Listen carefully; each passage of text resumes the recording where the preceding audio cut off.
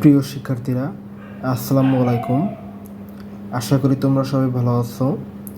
আজ তোমাদের সেই গণিত চতুর্থ অধ্যায়ের সেই যোগ অঙ্কর সমাধান করব। পৃষ্ঠা নাম্বার 34। এখানে বলা হয়েছে প্রথমে 2টি টমেটো ছিল, পরে আরও 3টি টমেটো দেওয়া হলো। মোট কয়টি টমেটো হলো? প্রথমে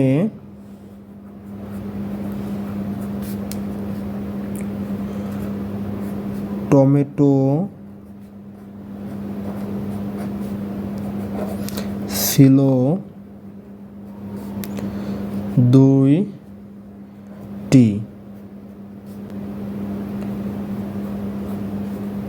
পরে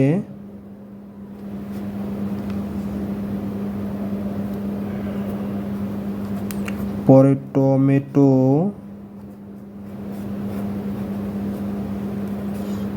দেওয়া হলো 3টি। যেহেতু আমরা যোগ অঙ্ক করছি বা এখানে মোট লেখা আছে, তাহলে আমাদের যোগ অঙ্ক করার ক্ষেত্রে আমাদের এখানে যোগ চিহ্ন অবশ্যই দিতে হবে,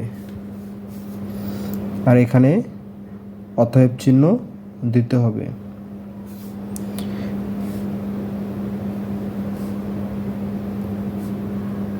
তিন আর 2 যোগ করলে কত হয়?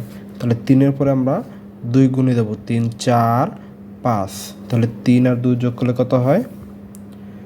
5 হয়, 5টি।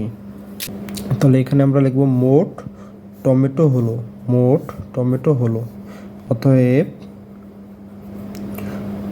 মোট টমেটো হলো 5টি।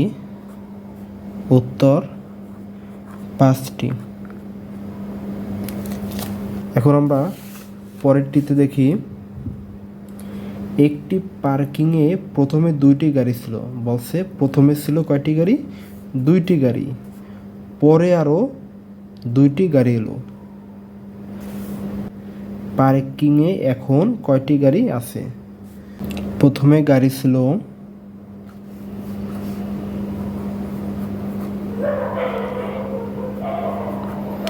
প্রথমে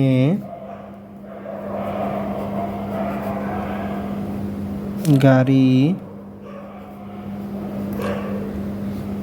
ছিল 2টি। প্রথমে গাড়ি ছিল 2টি, পরে আরও গাড়ি এলো। পরে আরও গাড়ি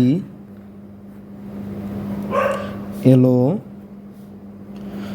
2টি।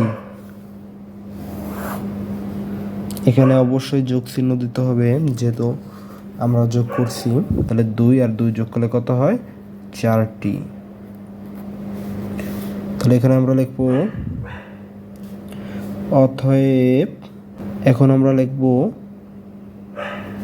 অতএব এখন গাড়ি আছে। লিখব অতএব এখন গাড়ি আছে 4টি। উত্তর 4টি গাড়ি। মিনার কাছে প্রথমে 5টি আম ছিল, এরপর তাকে আরও 3টি আম দেওয়া হলো। তাহলে এখন তার কাছে কয়টি আম আছে? তাহলে এখন থাকলে কি এটি যোগ হবে।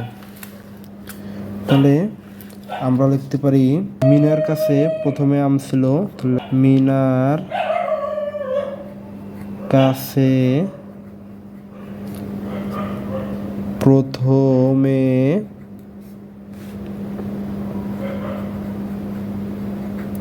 আম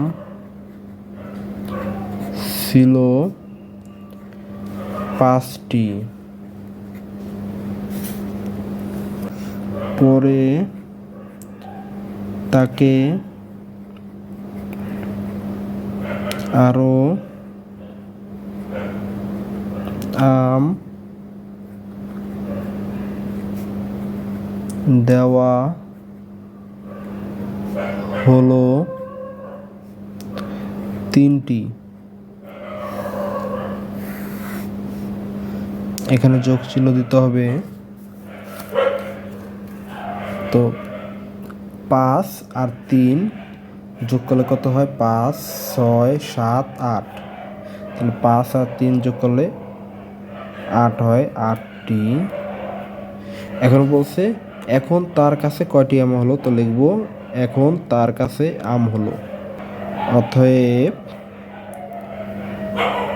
এখন তার কাছে আম আছে, তার কাছে আম আছে